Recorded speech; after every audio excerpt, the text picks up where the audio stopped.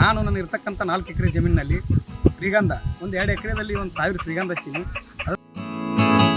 ನಾವು 2 ಎಕರೆ ಶ್ರೀಗಂಧದಾಗ ಒಂದು 2 ಎಕರೆ ಒಳಗೆ 1,000 ಶ್ರೀಗಂಧ ಹಚ್ಚೀವಿ. ಅದರೊಳಗೆ 1,000 ಹೆಬ್ಬೇವಿದ್ದು ನಾನು 3 ವರ್ಷಕ್ಕೆ ಹೆಬ್ಬೇವ 1 ಲಕ್ಷ ರೂಪಾಯಿ ಕಟಾವು ಮಾಡೀನಿ.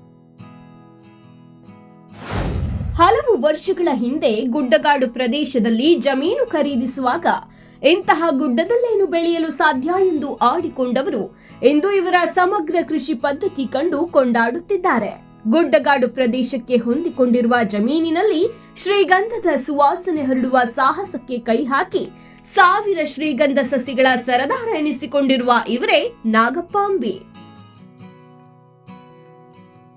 ನಾವು 2 ಎಕರೆ ಶ್ರೀಗಂಧದಾಗ ಒಂದು 2 ಎಕರೆ ಒಳಗೆ 1,000 ಶ್ರೀಗಂಧ ಹಚ್ಚೀವಿ. ಅದರೊಳಗೆ 1,000 ಹೆಬ್ಬೇವಿದ್ದು ನಾನು 3 ವರ್ಷಕ್ಕೆ ಹೆಬ್ಬೇವ 1 ಲಕ್ಷ ರೂಪಾಯಿ ಕಟಾವು ಮಾಡೀನಿ. ಅದರ ಒಂದು 500 ಗಿಡ ಹೆಬ್ಬೇವು ತೆಗೆದ್ಬಿಟ್ಟು, ಯಾಕಂದ್ರೆ ದೊಡ್ಡದಾಗಿದ್ದರಿಂದ ತೆಗೆದ್ಬಿಡ್ತೀವಿ.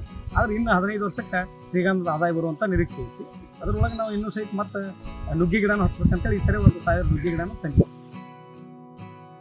ಇದು ಕೋಳಿ, ಇವತ್ತು ಇಲ್ಲಿ ಕೋಳಿ ನಾಟಿ ಕೋಳಿಯನ್ನು ಮಾಡೀವಿ ನಾವು. ಯಾಕಂದ್ರೆ ನಾಟಿ ಕೋಳಿ ಅಂತಂದ್ರೆ ಹೆಂಗಂದ್ರೆ ಯಾರ್ಯಾರು ಮಾಡ್ತಾರೆ ಈ ಶೆಡ್ನಾಗ ತಂದ ಈ BP ಕ್ರಾಸು ಇಂಥವು ಸಾಕ್ತಾರೆ, ಅದು ನಾಟಿ ಅಂತ ಹೇಳ್ತಾರೆ. ಅದು ನಾಟಿ ಅಲ್ಲ.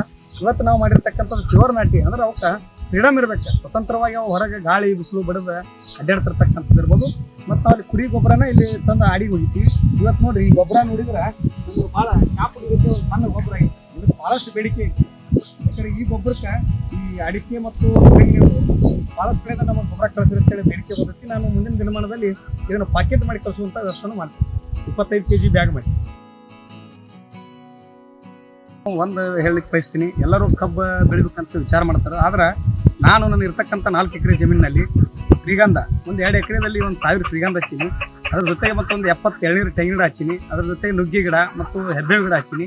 ಅದ್ರ ಜೊತೆಗೆ ಕೇವಲ ನಾವು ಶ್ರೀಗಂಧ ಅಷ್ಟನ್ನು ಬೆಳಿಬಾರ್ದು, ಕಬ್ಬನ್ನು ಬೆಳಿಬಾರ್ದು. ಅದ್ರ ಜೊತೆ ಸಮಗ್ರ ಕೃಷಿ ಅಂತೇಳಿ ನಮ್ಮ ಹೊಲದಲ್ಲಿ ನಾವು ಈಗ ಒಂದು 200-300 ನಾಟಿ ಕೋಳಿ ಹಾಕೀನಿ. ಅದ್ರ ಜೊತೆಗೆ ಒಂದು 40 ಆಡದಾವು. ಅದ್ರ ಜೊತೆಗೆ ಇನ್ನೂ ನಾನು 300 ಆಡಿನ ಫಾರ್ಮ್ ಮಾಡಬೇಕಂತ ವಿಚಾರ ಐತಿ. ಈ ರೀತಿ ಮಾಡಿದಾಗ ರೈತರಿಗೆ ಒಂದು ಆದಾಯವನ್ನು ದುಪ್ಪಟ್ಟು ಮಾಡಲಿಕ್ಕೆ ಅನುಕೂಲ ಆಗ್ತದೆ ಅನ್ನುವಂಥದ್ದು ನನ್ನ ಭಾವನೆ.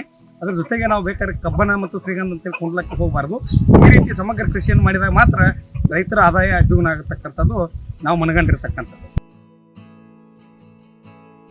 ತಮ್ಮ ಜಮೀನಿಗೆ ಅಗತ್ಯವಿರುವ ಗೊಬ್ಬರವನ್ನ ತಮ್ಮಲ್ಲಿಯೇ ತಯಾರಿಸಿಕೊಂಡು ಸಾವಯವ ಕೃಷಿಗೆ ಒತ್ತು ನೀಡಿ ಮಾದರಿ ಕೃಷಿಕ ಎನಿಸಿಕೊಂಡಿರುವ ನಾಗಪ್ಪ ಅಂಬಿ ಬಗ್ಗೆ ನೀವೇನ್ ಹೇಳ್ತೀರಾ?